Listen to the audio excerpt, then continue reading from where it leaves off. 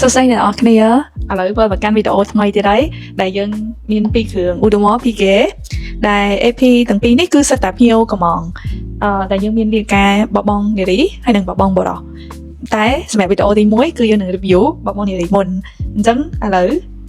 ចង់ដឹងថា model ដែលគាត់បានកំងនេះពិសេសយ៉ាងណាអញ្ចឹងអ្នកនរគ្នាតាមដានតោះគ្នាតោះនេះគឺជា model Udomo Piguet Royal Oak ដែលមានទំហំ38មីលីម៉ែត្រតែមុខខ្សែបែបនេះគឺពេញនិយមទៅលើបងនារីសម្រាប់ model មួយនេះគឺ brand new ដែលយើងមកជាមួយនឹង original box អញ្ចឹងបងប្អូនទាំងអស់គ្នាអាចទិញនៅ Kairos យើងដោយទំនុកចិត្តបានឥឡូវក៏លេចមកមើលមុខរបស់នាឡិកាវិញមុខរបស់នាឡិកាមកជាមួយនឹងពណ៌ light blue ឬក៏ពណ៌ទឹកសមុទ្រហើយសម្រាប់ខាងមុខ case របស់នាឡិកាវិញគឺមានដាំពេជ្រ32គ្រាប់ដែលជាពេជ្រធម្មជាតិហើយប្រហែលជា